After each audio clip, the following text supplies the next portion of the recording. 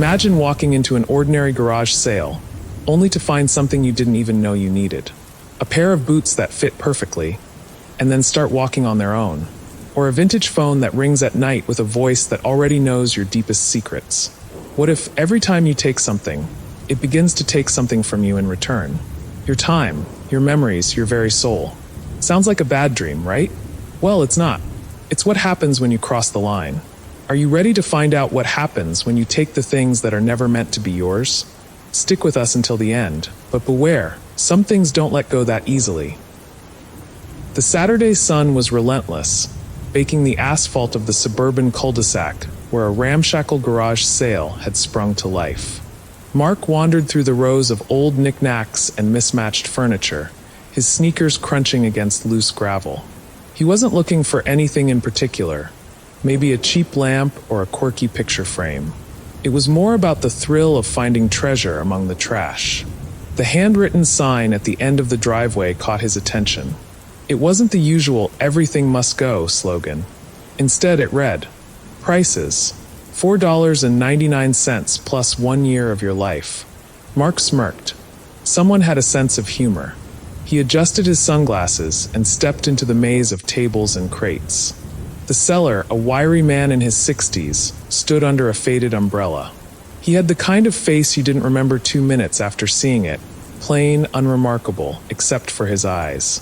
They were pale gray, almost white, and they seemed to follow Mark as he browsed.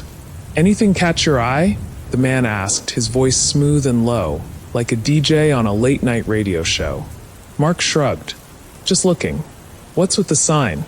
You really expect people to pay with years of their life?" The man chuckled, a dry, rasping sound. "It's all about value, my friend. Time is the most precious thing we have, isn't it?" "Sure, but I think I'll stick to cash."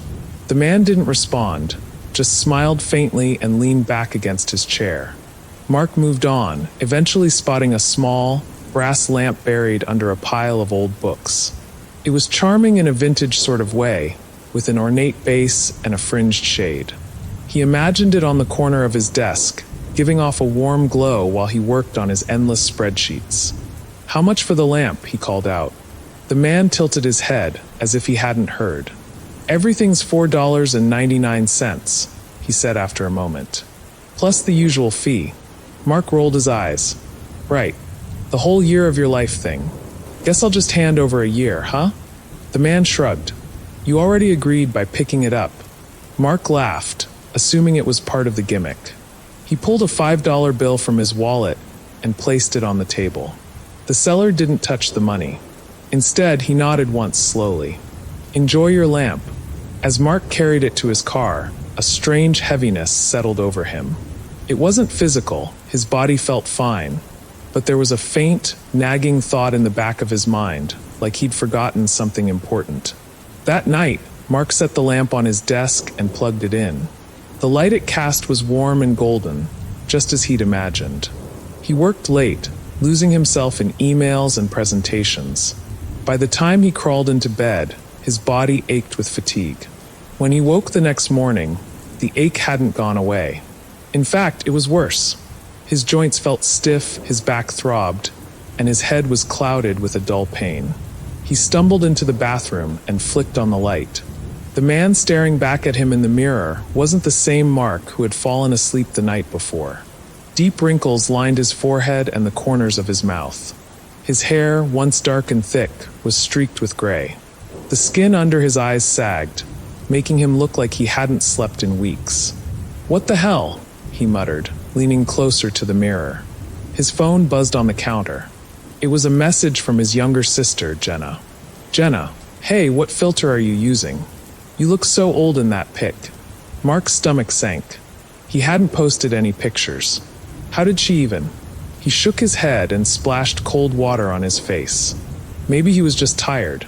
Stress did weird things to people, didn't it?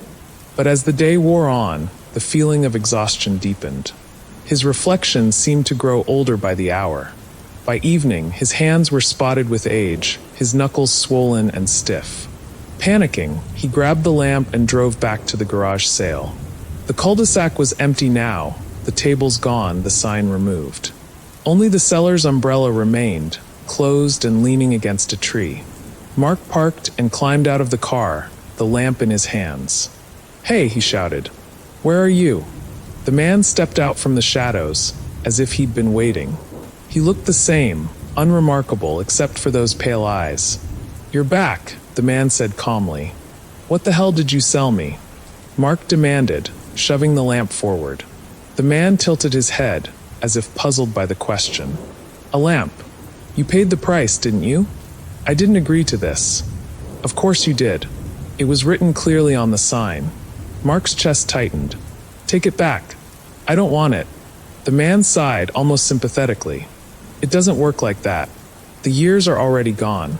You can't return time, my friend." Mark felt his legs go weak. He sank to the curb, clutching the lamp. "This isn't fair. You didn't warn me." The man crouched beside him, his expression softening. "I gave you exactly what you wanted. A good deal. A beautiful lamp for a very small cost." "Small. I've lost. God, how many years have I lost?" "One. Just one. But it's enough to make you think, isn't it? How much more you'd give away for something shiny, something new." Mark stared at the man, his mind racing. He thought about all the other customers who had walked through that garage sale. How many of them had aged overnight? How many years had this man collected? "You can keep the lamp," the man said, standing. "Or you can trade it back. I'll give you the year for something else." Mark's breath caught. "What else?" The man's smile widened, revealing teeth that were too sharp, too white. "That's for you to decide." Mark didn't answer. He gripped the lamp tighter as the man disappeared into the shadows, leaving him alone in the dark. The lamp still worked, casting its warm, golden light. But now it felt cold, heavy in his hands. Weeks passed. Mark tried to move on, but the toll was undeniable. His body aged, his energy waned, and his mind raced with paranoia. He couldn't help but wonder, what if he went back? What would the man ask for in exchange? Late one night, Mark sat at his desk, staring at the lamp. The golden glow seemed to pulse, almost alive. He picked up his phone and dialed Jenna. "Hey," he said when she answered. "Do you believe in second chances?" Before she could respond, he hung up and grabbed his keys. The lamp's light flickered once, then went dark. Anna had always loved garage sales. There was something about digging through other people's discarded belongings that felt like treasure hunting. Most of the time, she didn't buy anything, but she enjoyed the stories behind the dusty trinkets and forgotten furniture. That Saturday morning, she found herself in a quiet neighborhood, browsing through a stranger's past. The sale wasn't anything special: old records, chipped mugs, stacks of yellowed paperbacks. A woman in her 50s stood behind a folding table, absently flipping through a magazine, barely acknowledging Anna's presence. Then Anna saw it. Tucked between a cracked picture frame and a stack of VHS tapes was a small wooden box labeled Lost and Found. The words were hand-carved, the edges of the letters worn smooth by time. Something about it called to her. Curious, she lifted the lid. Inside was a single baby shoe, pale blue, scuffed at the toes. Beneath it, folded neatly, was a slip of paper. She picked it up and read the words written in shaky, uneven handwriting. "Return what is lost." A chill ran up Anna's spine. "How much for this?" she asked, holding up the box. The woman at the table looked up, her face going pale. For the first time, she seemed aware of Anna's presence. "That's not for sale," the woman said quickly. Anna frowned. "But it was sitting here with everything else." "Leave it," the woman interrupted, her voice sharp, almost desperate. "Just leave it alone." Anna hesitated, then set the box back down. Something about the woman's reaction unsettled her. As she turned to leave, she glanced back one last time. The woman was staring at the lost and found box, her fingers trembling. That night, as rain pattered against her apartment window, Anna couldn't shake the feeling that she had missed something important. She lay in bed, staring at the ceiling, listening to the soft hum of the city outside. Then she heard it. A faint, distant sound. Crying. She sat up, heart pounding.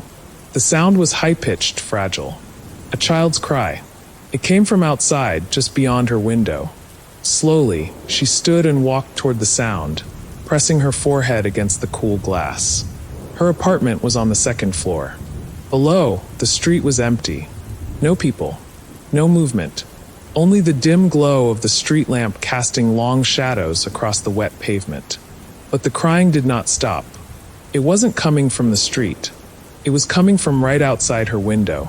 Anna staggered back, breath quick and shallow. That was impossible. There was nothing outside except a sheer drop to the ground. She turned on every light in her apartment, checked every lock, and told herself it was just her imagination. By the time exhaustion finally pulled her into sleep, the crying had stopped. The next morning, something was wrong. Anna swung her legs over the side of the bed and froze. The floor was wet. Not just wet, muddy. She looked down. Footprints. Tiny, child-sized footprints caked in mud, leading from her bedroom door to the side of her bed. The prints were fresh, the damp earth still clinging to the wooden floor. Her stomach turned to ice. She followed the footprints, each step making her breath shallower. They did not lead to her front door. They led to the window, the same window where she had heard the crying. Anna's hands trembled as she reached out and touched the glass. It was streaked with tiny handprints, smudged and dirty, as if a child had pressed against it from the outside. 2 stories up. Her heart pounded in her ears. She ran to her phone and dialed her best friend, Megan. Anna? It's early, what's wrong? Someone was in my apartment. Her voice shook. I mean, not inside, but something was here. What? Are you okay? There were footprints. Muddy footprints. And crying. I heard a child crying last night. Silence on the other end. Then, Anna, are you sure you're not just dreaming? I know what I saw. Megan sighed. Look, I'll come over, okay? Just breathe. I'm sure there's an explanation. Anna nodded, even though she wasn't sure anymore. She glanced back at the footprints. The mud was beginning to dry, cracking like old paint. Whatever had been here last night was real, and it was still lost. Megan arrived an hour later, armed with coffee and skepticism. Anna showed her the footprints, the handprints on the window. Megan frowned, but said nothing for a long time. Then finally, we need to go back to that garage sale. Anna nodded. The house looked different in the daylight, smaller, older. The garage sale was gone. No tables, no sign. Just the woman standing in the yard watching them approach. She knew why they were there. You took the box, didn't you? The woman asked quietly. Anna swallowed. No, but I opened it. The woman closed her eyes for a long moment. Then she sighed. Come inside. The living room smelled like dust and faded memories. The woman sat down heavily in an old armchair. A long time ago, she began, there was a little boy. My son.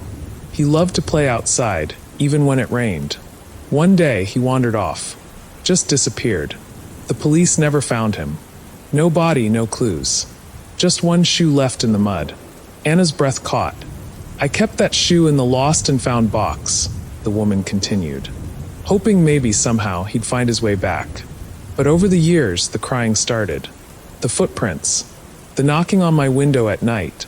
Megan shuddered. You mean his ghost? The woman nodded. He's still lost. Still looking for home. Anna's skin prickled. Then what do I do? How do I stop this? The woman hesitated, then said softly, Return what is lost. Anna's hands clenched into fists. The note. The words written in shaking handwriting. Take the shoe, the woman whispered. Go home. Leave it outside your window. And don't look. No matter what you hear. No matter what knocks. Don't. Look. That night, Anna placed the tiny blue shoe outside her window. She locked the doors, closed the curtains, and climbed into bed, heart hammering in her chest.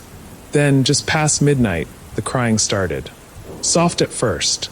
Then louder. Closer. Something scraped against the window. Then knocking. Slow, rhythmic. A child's voice whispered, Mama. Anna squeezed her eyes shut, hands clutching the sheets. The knocking turned to pounding. A single desperate sob. Then silence. Morning came. Anna forced herself to look. The shoe was gone. So were the footprints. And the window, for the first time in years, was clean. David had no real reason to be at the garage sale. He was just killing time, wandering aimlessly through the old neighborhood while his car was in the shop. The yard was packed with the usual junk: boxes of mismatched silverware, stacks of dog-eared paperbacks, a dusty record player missing its needle. An elderly woman sat behind a plastic folding table, watching customers with sharp, bird-like eyes. She didn't call out prices or make small talk like most sellers did. She just watched. David browsed lazily, running his fingers over faded movie posters and old trinkets. That's when he saw it, half buried beneath a pile of tarnished jewelry. A locket.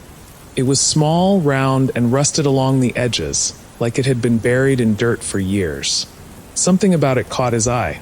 Maybe it was the strange, almost organic way the rust spread across its surface, looking more like decay than simple oxidation. He picked it up, rubbing a thumb over the dull metal. "How much for this?" he asked, holding it up. The old woman's reaction was immediate. Her frail hand shot out, snatching the locket away from him with surprising speed.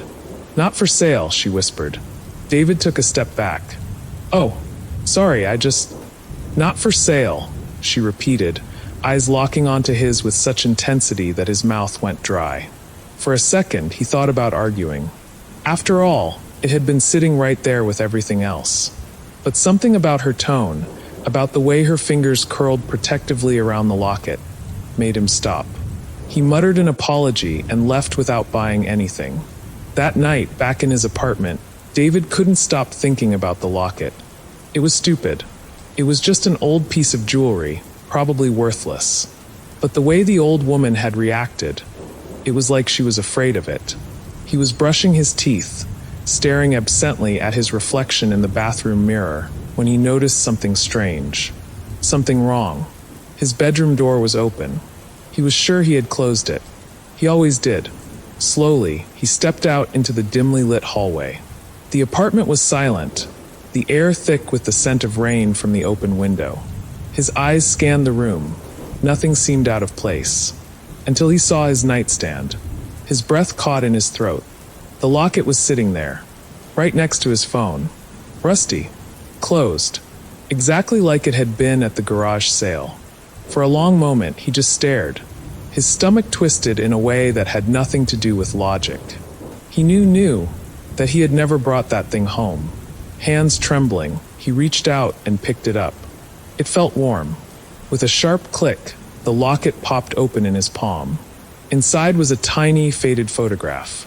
The edges were curled, the ink smudged with time. The picture was of him. Same face. Same short, dark hair. Same scar just above his eyebrow from when he'd fallen off his bike as a kid. But his eyes were missing. Not scratched out. Not faded. Just gone. As if they had never been there in the first place. His skin went cold. He slammed the locket shut and threw it across the room. It hit the wall with a dull clink and landed on the carpet. The room felt wrong now. The air too thick. The shadows too dark. David forced himself to move, to grab his phone, to turn on every damn light in the apartment. But no matter how bright the room was, he could still feel the locket. Watching. By morning, David had convinced himself that he was overreacting. Sleep deprivation could do weird things to a person. Maybe he had pocketed the locket without realizing it. Maybe the missing eyes in the photograph were just damage from age. He just needed to get rid of it. He grabbed the locket and left for work early, tossing it into a storm drain on the way. The rusted metal sank into the darkness, swallowed by the murky water below. Gone. By lunchtime, he almost believed it had never happened. That night, he woke to a sound. Click. A small metallic click. Like something opening. His breath caught. The air in his bedroom was ice cold, his breath fogging slightly in the dim glow from the streetlights. Slowly, he turned his head toward the nightstand. The locket was there. Open. David's body locked up in sheer terror. He had thrown it away. He had seen it disappear into the storm drain. But there it was, and the photo inside had changed. His missing eyes were back. But now his mouth was gone. just smooth, empty skin where it should have been. A scream built in his throat, but he couldn't let it out. His lungs refused to work. He could feel something pressing against his chest, something heavy and cold.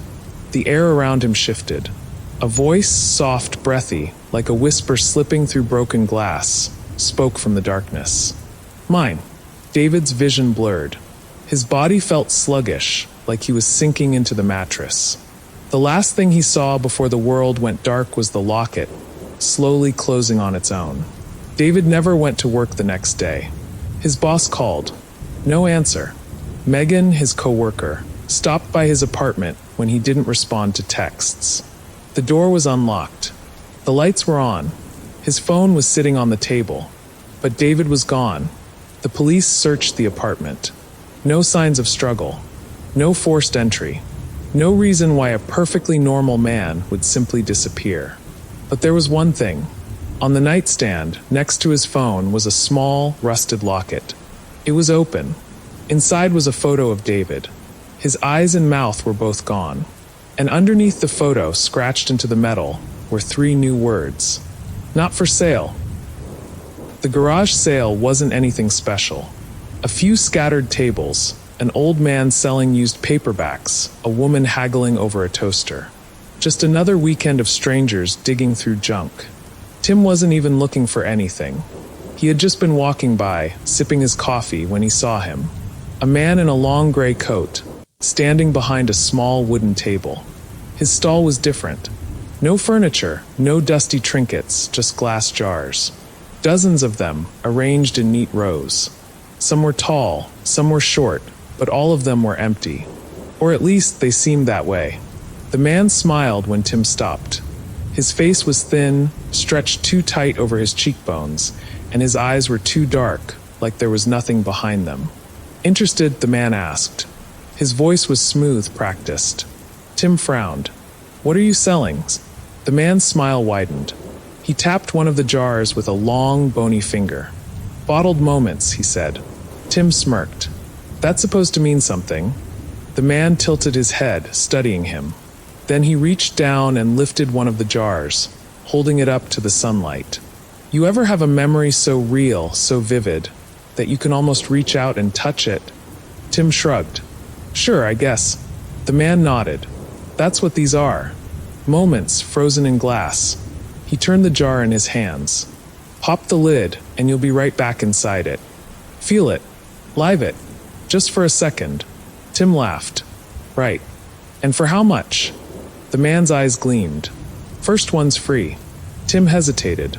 It was a stupid gimmick. Just another garage sale weirdo. But something about the jars called to him.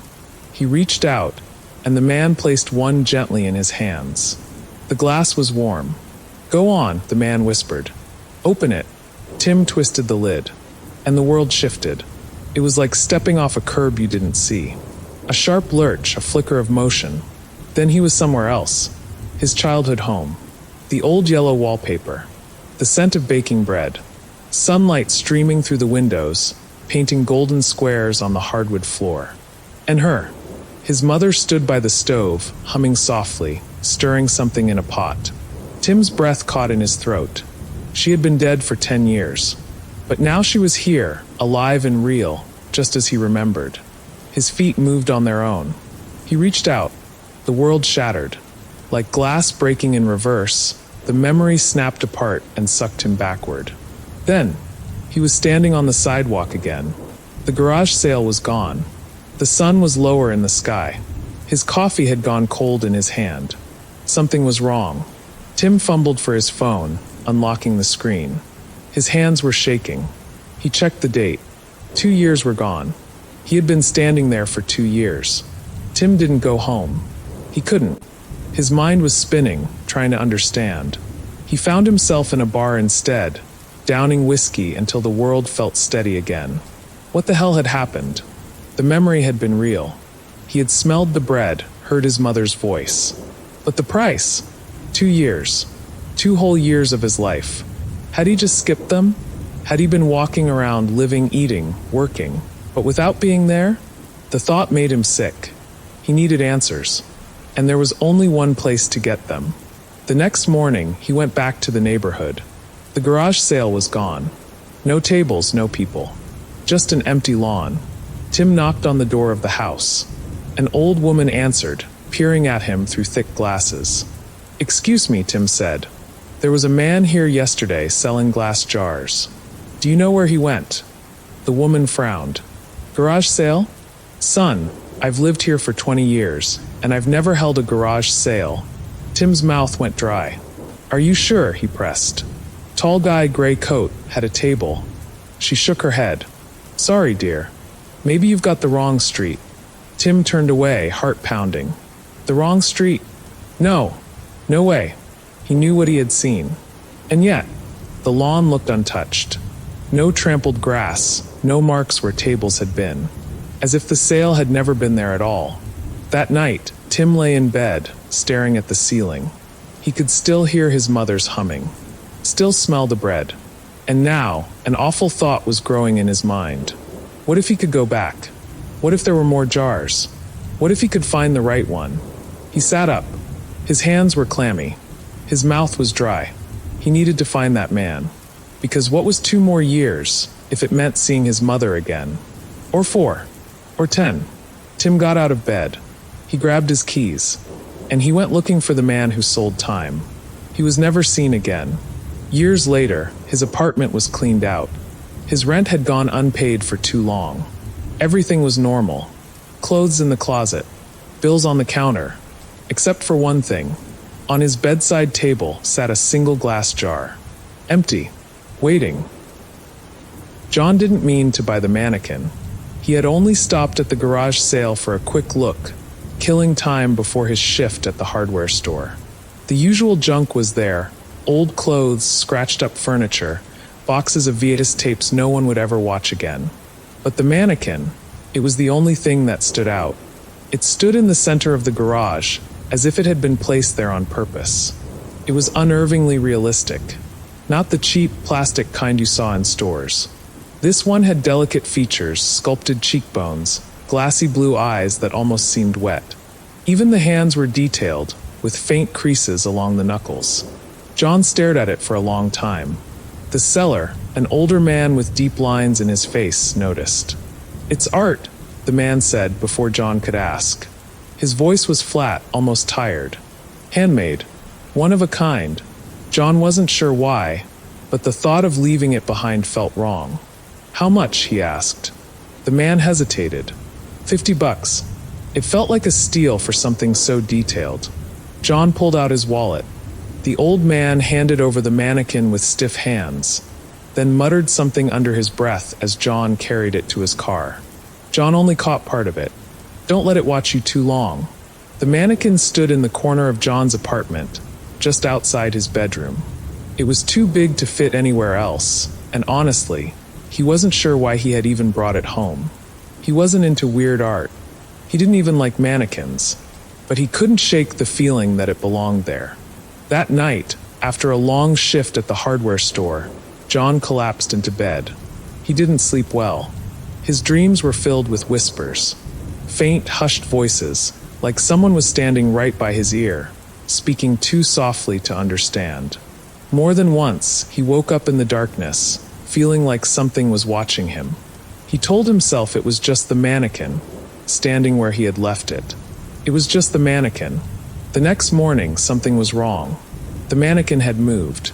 It still stood in the hallway, but now its arms were slightly raised, fingers bent, like it had been reaching for something. John frowned.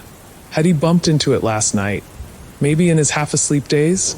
Shaking his head, he adjusted its arms back to their original position and left for work. But the unease stuck with him. That night, John locked his bedroom door. He wasn't scared. Not really. It was just unsettling, knowing that thing was standing outside. In the dark, he tried to sleep. Then, a sound. Soft. Slow. Plastic tapping against wood. John's breath hitched. He turned on the bedside lamp, listening. The sound came again. Tap. Tap. Right outside his door. John sat up, staring at the doorknob. His heart pounded. He wasn't imagining it. Something was moving out there. He forced himself to get up. Hands shaking, he grabbed the baseball bat he kept under his bed. The room felt too quiet, too still. With a deep breath, he unlocked the door and swung it open. Nothing. The hallway was empty.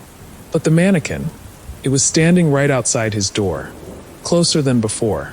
Its arms were raised slightly again, its head tilted, like it had been leaning in. And its mouth, its plastic lips were slightly parted, like it had been about to speak. John's stomach twisted.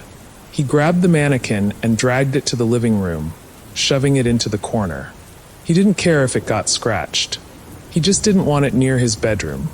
Then, without thinking, he grabbed an old bedsheet and threw it over the mannequin, covering its face. Just for the night. John woke up gasping. The whispers were louder now, right in his ear. He bolted upright, heart hammering. The clock on his nightstand read 3:14 a.m. His mouth was dry. His whole body felt tight with dread. And then, a voice. Soft. Breathy. Right outside his door. "Let me in." John's blood ran cold. The voice was wrong. Like someone trying to sound human but failing. His body refused to move. He just sat there, staring at the door, praying that he had imagined it. "Let me in," the voice whispered again. More insistent this time. John gripped the bedsheet, barely breathing. Then, the doorknob rattled. A slow, testing turn. John lunged for his nightstand, grabbing his phone with shaking hands. He turned on the flashlight and aimed it at the door. The knob stopped moving. Everything was silent again. For a long time, John didn't move. He sat there, clutching his phone like a lifeline. Then slowly, he got up. He yanked the door open, heart hammering. The hallway was empty, but the bedsheet was on the floor. And the mannequin? It was standing right in front of his door again. Closer.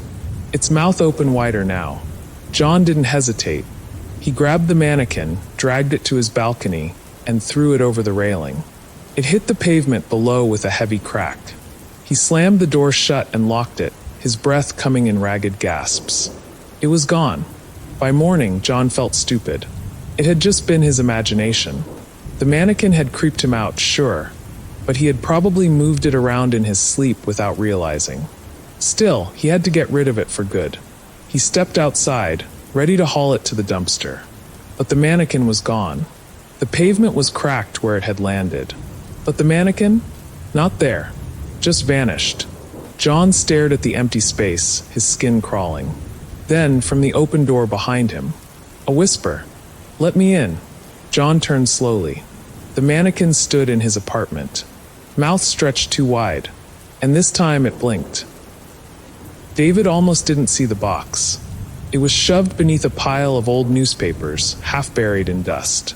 The garage sale had been the usual mix of junk, scratched furniture, outdated electronics, dog-eared paperbacks. But the box stood out. It was old. Real wood, dark and smooth, with a brass latch that looked handmade. There was no price tag. David turned to the old woman running the sale. "How much for this?" She glanced up from her chair, and for a second, he thought he saw a flicker of fear in her expression. Then she sighed.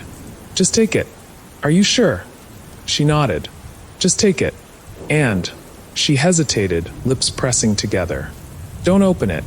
David smirked. Now he had to. He waited until he got home. The box was heavier than it looked.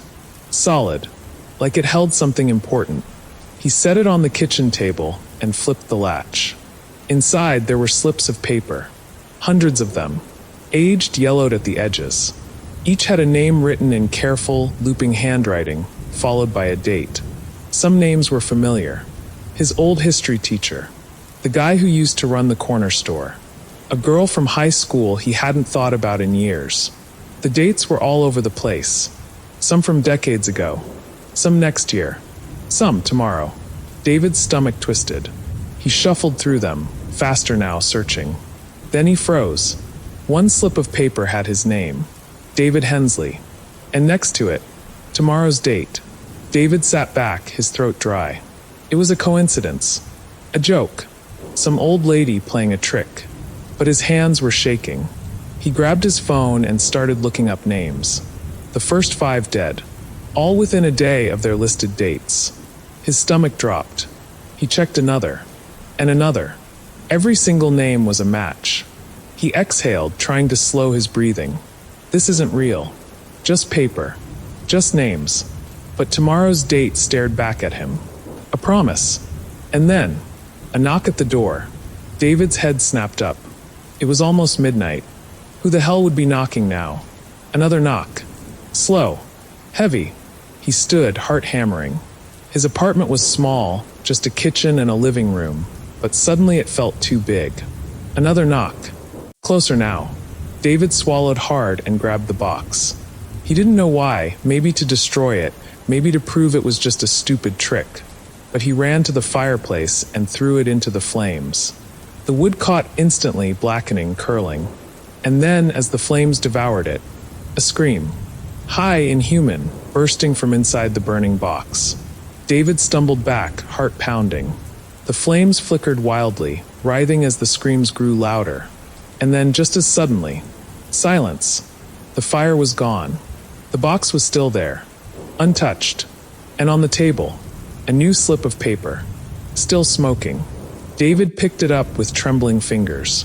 His name, the date, and beneath it, in fresh ink, midnight. The knocking started again. Tom found the map by accident.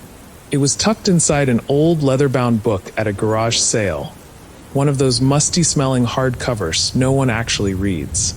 He almost didn't see it, but as he flipped through the yellowed pages, a folded piece of paper fluttered out. It was old, brittle, hand-drawn in dark ink. A map. There were no town names or landmarks, just twisting trails and scribbled warnings in the margins. At the bottom, in faded red ink, was a single line. Follow this, but never turn back. Tom felt a strange pull, like the map was meant for him. So he bought the book, took the map home, and decided to follow it. The trail started behind the old lumber mill, a place kids in town always dared each other to explore. Overgrown trees loomed above, branches knitting together like clawed fingers. Tom walked for miles, following the crude lines on the map. The deeper he went, the quieter the world became. No birds, no wind, just the crunch of his boots on the dirt path. Then suddenly, the woods ended, and in front of him stood an abandoned carnival. It didn't make sense. There were no old amusement parks in town, no record of one ever being here. But here it was, a rusting Ferris wheel turning slowly in the wind. A row of faded tents, flaps swaying.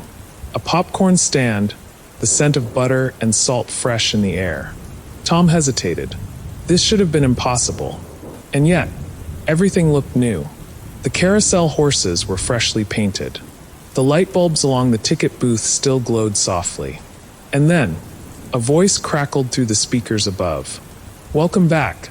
Tom's stomach turned. He wasn't alone. The carnival was empty, but it wasn't dead.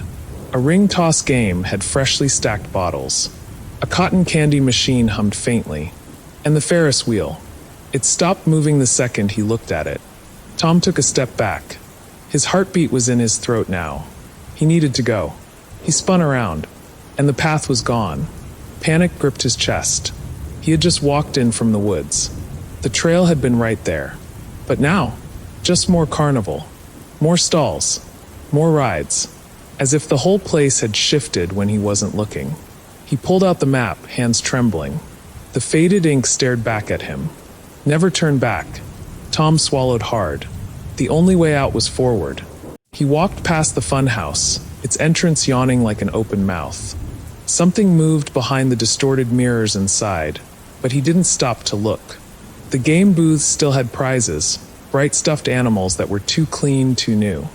A fortune teller's tent sat in the center of it all. The flap was open, as if inviting him in. Tom hesitated. Then he stepped inside. The fortune teller wasn't a person. It was one of those old mechanical fortune machines, like the kind you'd see at a boardwalk. But instead of a glass case, the mannequin sat freely at the table. Dressed in deep purple robes, hands folded neatly, head tilted slightly. It was too realistic. Too still. A small sign read, "Ask your question." Tom's mouth was dry. He whispered, "How do I leave?" For a moment, nothing happened. Then, the mannequin's head jerked upright. Its glassy eyes locked onto him, and in a voice too human, it whispered, "You don't." Tom bolted out of the tent.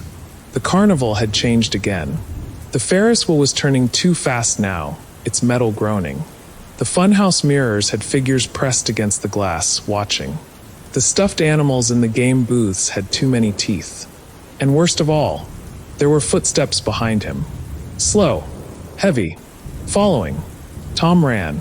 He didn't stop until he reached the edge of the carnival, or at least where the edge should have been. The woods were still gone, only more paths leading deeper into the carnival. Then, a new sign, right in front of him. It hadn't been there before. It was handwritten, fresh ink, the paper still damp. For words. "You turned back, Tom." His breath hitched. His hands shook. And then, from behind him, a soft whisper, "Welcome home." Sarah had always been drawn to the old things. The worn edges of vintage books, the smell of antique furniture, the soft crackle of vinyl records. It was like the past had a life of its own, a story to tell, if you knew how to listen. So when she saw the old photo album at the flea market, tucked between yellowed magazines and faded postcards, she didn't think twice. The cover was cracked leather, the kind that made a soft, satisfying creak when you opened it. The spine was loose, but the pages, Sarah ran her fingers over them, smooth and heavy with age. She flipped through them, but all the pages were blank. At first, she was disappointed. Was it some kind of weird art project? A prop for a film? Still, there was something about it. The blankness felt ominous somehow, like it was waiting for something. "How much for this?" Sarah asked the old woman behind the table. $10, the woman replied, her voice soft, almost too soft. "You'll know what to do with it, dear." Sarah handed her the money and walked away with the album, feeling a strange thrill, like she'd just discovered something important. That night, after dinner, Sarah set the album on her coffee table. She turned on the TV, but her eyes kept drifting back to it. Why was it blank? Her curiosity gnawed at her. Finally, she opened the album again, looking at the smooth, empty pages. She almost felt like the photos were missing, like something was supposed to be there. With a sigh, she closed the album and went to bed. When she woke up the next morning, something was off. Sarah walked to the bathroom, rubbing the sleep from her eyes, and looked into the mirror. For a second, she didn't understand what she was seeing. Her reflection wasn't there. Nothing. Just a blank, silvery surface. She blinked, stepped closer, and waved her hand in front of the mirror. No movement. No face staring back at her. She ran a trembling hand through her hair. She felt fine. Alive. But where was her reflection? Heart racing, Sarah spun around to look at the rest of the room. Everything seemed normal. But the mirror, it was a dead spot in the world. She turned back to it, and for the first time, she felt a cold shiver run down her spine. She could see nothing, just the faint outline of herself standing there. But no face, no features, just her body. After a few minutes of staring at the mirror, Sarah's heart began to settle. She was probably just tired, overworked. Maybe a trick of the light, she thought. But when she went to her coffee table to grab a drink, she stopped dead. The photo album was open. The page that had been blank the night before now had a picture. Her. It was a photo of her, standing in her apartment, exactly like she had been the night before, but the image was blurry, as though something was wrong with it. Something missing. Her reflection. Sarah's blood ran cold. Over the next few days, the album became an obsession. Each morning, she woke to find a new photo inside. At first, the pictures were almost the same, just her sitting in the living room, standing in the kitchen. But the changes began slowly. Her face, at first a little blurry, started to fade. The photos became more and more distorted, her skin growing paler, her eyes growing darker, the hollows of her cheeks more pronounced. The photos on the pages followed her. Everywhere she went, the album was there. Always a page behind her, showing her fading a little more, getting thinner, weaker, like she was disappearing with every passing day. The 5th day was the worst. Sarah woke up to find her reflection missing again. She checked the album. There she was, standing by the window, but her face was gone. There was no expression, just an empty space where her eyes should have been. Panic gripped her. She ran to the bathroom again, hoping, praying it was a mistake. But the mirror was just as blank as it had been the night before. She stepped back. Her hands were shaking. The doorbell rang. Sarah wasn't expecting anyone, but she opened the door anyway. A man stood there, wearing an old coat and a black hat. He looked strangely familiar, like someone from her childhood, someone she couldn't place. "Is this your photo album?" he asked, holding up the book. "Aye," Sarah started, but her voice was strangled in her throat. She knew. She nodded. "Yes." The man stepped closer. His eyes were dark, his face too still. He spoke again, voice low and careful. "You shouldn't have opened it." Before she could respond, he turned and walked away, vanishing down the street without a trace. Sarah slammed the door shut and went straight to the coffee table. The album was open again. This time, the photo wasn't of her. It was of her apartment, the living room she had just been standing in, but empty. No furniture, no pictures on the walls, no sign of her existence. Just a photo of a place with no Sarah in it at all. Days passed, and Sarah's appearance grew worse. Her clothes hung loosely on her body. Her skin was like paper, thin and fragile. Her eyes were deep, dark sockets, and her hair had begun to thin out.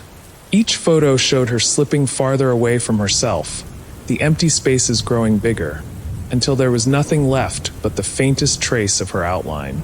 The last photo came on the 10th day. It was just a blank page. No Sarah, not even a trace. Sarah didn't look in the mirror again. She didn't need to. The photo album had already shown her what would happen next. Tom didn't know why he bought the phone. It sat there, collecting dust, on a small table at the flea market, its vintage rotary design a throwback to a time when phones were more than just tools. They were a statement. The seller, an old man with a tired face, leaned over as Tom picked it up. "It still rings sometimes," the seller muttered. Tom chuckled, looking at the old phone with its worn-out cord and faded numbers. "What do you mean, rings?" The man's eyes flickered, almost like he wanted to say something else, but he only shrugged. "It still rings, even when it's unplugged." Tom laughed, thinking it was some kind of trick, a novelty for collectors, a gimmick. The man didn't seem too interested in explaining further, so Tom bought it for a joke. That night, after setting the phone on his kitchen table, Tom sat down to relax with a beer. The old phone sat there, oddly quiet. It was almost too quiet, the room feeling like a museum exhibit, with the phone as the centerpiece. He didn't think much of it until the ringing started. A soft ding-ding-ding, like the sound of a phone ringing through an old wooden house. Tom's first thought was that it must have been some kind of weird sound effect. A ringtone on his phone, maybe. But no, the sound was coming from the direction of the table. The rotary phone. He stood up, eyes wide, a little shaken. But it was just an old phone. It couldn't be ringing. It shouldn't be ringing. He glanced at the phone, then glanced around the room. No phone lines. It wasn't plugged in. There was no reason it should be ringing. Yet it did. The noise was growing louder, more persistent, like someone calling from another room. Tom walked over slowly, his heart beating a little faster now, as if his body was reacting to something his mind hadn't quite caught up to yet. He picked up the receiver. "Hello." For a long moment, there was nothing but static on the other end, a low buzz that seemed to make the room feel colder. Then, a voice, soft, barely above a whisper. "I see you." Tom froze. His breath caught in his chest, the hairs on his neck standing up. "Hello," he said again, trying to sound calm. "Who is this?" The line clicked off abruptly. The phone went silent again. Tom stood there, the receiver still in his hand, his fingers numb. His pulse pounded in his ears. It wasn't possible. It couldn't be real. It was just an old phone. Maybe it was a prank. Maybe some kind of mechanical glitch. He didn't know. He didn't want to know. The next night, Tom sat on his couch, trying to forget the strange event. He had put the phone in the corner of the room, leaving it there like some kind of strange object he didn't want to touch again. But the phone rang again. Ding, ding, ding. Tom sighed. He knew he shouldn't pick it up. He could leave it. He didn't need to know who was calling. But something about it, it was like a pull, like gravity was working against him. He walked over to the phone, reached for the receiver. Hello. His voice sounded thinner than usual. And this time, the voice on the other end was clearer. I'm closer. Tom's blood ran cold. The voice sounded too close, too real. He turned to look around the room. The same old kitchen. The same shadows in the corners. Nothing was different, but somehow it felt different. He slammed the receiver down, but it didn't stop the ringing. It didn't stop the cold feeling creeping into his bones. He walked to the door and checked the locks. Everything was in place. Nothing had changed. The phone rang again, and this time he didn't even pick it up. He just stared at it. He couldn't explain it, but his stomach twisted as if something was inside the phone, watching him. The third night, Tom barely slept. Every time he closed his eyes, he heard the ringing. Every time he drifted into a half-conscious state, he felt the weight of the voice from the phone pressing down on him. Around midnight, the phone rang again. Ding, ding, ding. Tom didn't answer it. He didn't even move. But this time, the voice didn't wait for him to pick up. I'm here, it whispered. And then, the sound of the bedroom door creaking open. Tom's eyes snapped wide open. His head shot up from the pillow, his heart pounding in his chest. The bedroom door was slightly ajar, a sliver of darkness leaking through. He hadn't opened it. He hadn't moved from the bed. He lay there, too terrified to move, too frozen to call out. The voice on the phone continued. I'm here. Tom could feel the air in the room shift. The sound of footsteps, quiet but unmistakable, moved closer to the bed. He could hear the slow, deliberate steps echoing in his ears, but he couldn't see anything. His eyes were locked on the door, his breath shallow. The footsteps stopped. For a moment, there was nothing. Then, in a low whisper, the voice said, I'm right behind you. Tom didn't need to look. He could feel the cold presence behind him, the weight of it like a shadow, pressing against him. His heart was in his throat. He couldn't scream. And then, just as suddenly as it had started, the phone stopped ringing. The footsteps were gone. The room was silent. Tom didn't move. He didn't breathe. He just lay there, eyes wide, waiting for whatever came next. But nothing came. Nothing moved. And the phone was quiet. The next morning, Tom packed the phone up, drove straight to the flea market, and threw it on the seller's table without a word. He walked away, not looking back, and he never heard the phone ring again. James had always been curious about strange things, the kind of things that lingered just at the edges of ordinary life. So, when he saw the garage sale at the end of his street, he couldn't help but stop. It wasn't just any sale, it was different. The tables were set up neatly, rows of old books, rusted tools, chipped plates, and forgotten knickknacks. But there was something unsettling about it. No seller. No one in sight. The sign hanging off one of the tables said, "Take what you need." James looked around. The street was quiet, almost too quiet. The houses on either side of the road had their lights on, but no one was out. No one was walking by.